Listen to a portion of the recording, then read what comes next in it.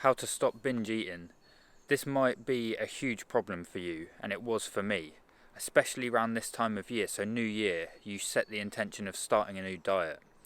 And what tends to happen is you stick to the diet, you adhere to it really well for maybe a couple of days, maybe a week, maybe 2 weeks. And then the motivation wears off, and then you binge. You don't just go back to how you normally ate. Well, how you normally ate might have been binging. So binging is sort of like a cycle of eating far too much of the wrong types of foods that you shouldn't be eating, and then kind of starving yourself or going on some sort of a strict diet. And you can yo-yo like that. That's yo-yo dieting.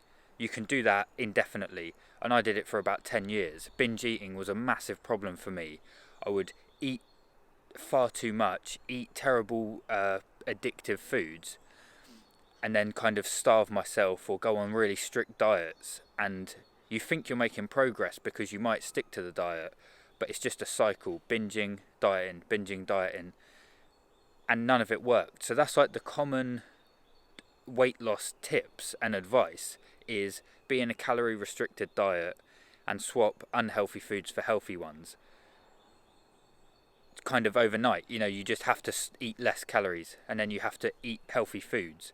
Well, you're still addicted to the foods that you would normally eat. That's where binging comes in, because you can only do that for so long before the addiction comes back, and then you binge. And then you go, right, I know what I've got to do. I've got to eat less calories and eat good food. And then you go on the diet and then you binge. So that's the cycle. I'm going to show you the way that I implemented and I've helped other people implement, that actually worked. And I've never heard anyone describe this method. And it doesn't make much sense, but it's worked for me. And it's how I've managed to lose weight. I would binge terribly. I would sort of eat a big McDonald's meal, a tub of Ben & Jerry's. Like, I was out of control when I would binge. And then I've done fasts that are like 3-day fast, and I've done a 9-day fast. So that's how out of control I was. I did a 9-day fast, lost about a stone in weight in 9 days, and then binge ate afterwards and put on more than a stone within like a week. So that's how out of control my cycles were. But with this method, you will fix the problem. So it's the front loading method, and I'll try and describe how you do it. So what you do is you take say you're eating a normal unhealthy diet. So your current diet, say you eat 2,500 calories and it's all unhealthy. It's all foods that you shouldn't be eating. Actually, no, let's say it's 3,000 calories and your BMR, your basal metabolic rate, is 2,500. So to maintain a current weight, you'd have to eat 2,500 calories, but you're eating 3,000, so you're gaining weight. And it's all calories from unhealthy foods. So what normal advice would say is to stop binge eating, you need to eat less calories, so around 2,000 would help you lose weight, and you need to eat the calories from healthy foods. Well, if you do that, you're going to not be satisfied by the foods, and you're going to be hungry all the time. So you'll do that for a week and then you'll binge eat. So that's how to create a binge eating scenario, which is what you've always done. That's how you've approached dieting, if you're like me, every time so far. So the solution is the method I used, which is front load nutrition. So at the moment you're eating 3,000 calories of unhealthy foods. You can still eat those 3,000 calories of unhealthy foods, but you have to eat meals. So I would choose 3 meals a day. So you have to eat those calories within meals. It can't be snacking all throughout the day, because that spikes insulin. So you're going to take those 3,000 calories of unhealthy foods and set them into meals. So you can eat them, you can have Ben & Jerry's, but it has to be at a set time.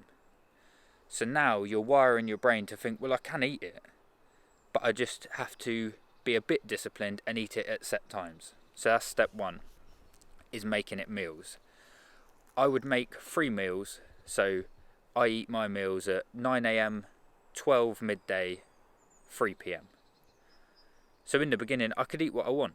I could eat McDonald's for breakfast, I don't know, a chocolate bar for lunch, and Ben & Jerry's at 3 p.m. I can eat it, but it has to be with those meals, right? Now that sounds like a terrible idea, but phase 2 solves it. So phase 2 is, with each meal, you front load nutrition. So say meal 1 is 2 slices of toast and a bowl of cereal. Very unhealthy. The bread's bad, the cereal's bad because it's full of sugar, right? Say those combined is a 500 calorie meal. You have to match those 500 calories with nutritious foods. So if you're carnivore, you have to get 500 calories worth of, I don't know, beef mince, right? Because that's nutrition. If you're a vegan, that's a 500 calorie salad or whatever, yeah? If you're eating fruit, 500 calories in fruit. That's meal 1. You eat the 500 calories of nutrition first, and then you can eat whatever you want. You can eat your toast, your cereal, but you have to eat the nutrition first, right? And you do that with each meal. So each meal you front load nutrition, then eat whatever shit you want. So I'm telling you, if you want to lose weight and fix binge eating, to double your caloric intake, which makes no sense. I've never heard anyone say that is a good idea for losing weight, right? But let me explain. So you've front loaded nutrition, and the reason you have to eat it first is, just think, say you eat your last meal, you ate your last meal yesterday at 6 p.m. and you haven't eaten anything. Your appetite, things just taste better when you're hungry. So have you ever had it where you might eat a roast dinner and you eat like a piece of broccoli or a Brussels sprout, and you're like, oh, that tastes good, because you haven't eaten all day? Or you've had a long day at work, you come home and the meal tastes really good. Compare that to, say it's around Christmas time and you've been just eating chocolate, like a chocolate every 10 minutes. You kind of drip feeding yourself the shit all throughout the day. The Christmas dinner don't taste that good, because you've numbed your response by eating loads of sugar.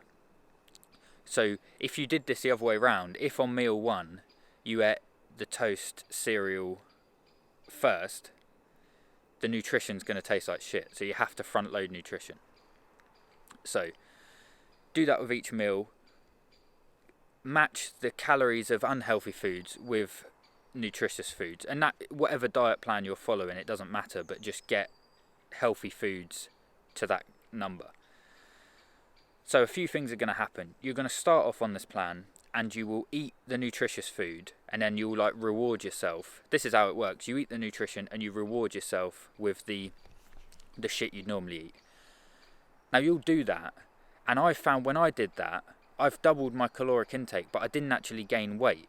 But what I was doing was going to the toilet about 3 times a day. So I think the body holds on to the nutrition because that's what it wants. That's what the body's craving. And then it just eliminates the shit, right? Literally. So that's one reason why you're not actually going to gain weight, even though you're doubling your caloric intake. It's not going to store it as fat because you're already giving your body everything it needs in nutrition. The other thing is, when you load up on nutritious foods, you're used to eating 500 calories for breakfast. Well, you've just done that with the beef mince or the salad. So already you're satisfied. You are going to eat less shit. So say you normally have 2 slices of toast and a big bowl of cereal. After front-loading nutrition, you're going to have 1 slice of toast and a smaller bowl of cereal. And even then, you're not really going to want it because you're already full of nutritious foods. So do this over time, and eventually, I'm now at the point, this is like where you want to end up. I now don't eat the shit. I was an addict and a binge eater just like you, but I'm now at the point where on my community posts, I post pictures of my daily food. There's no shit.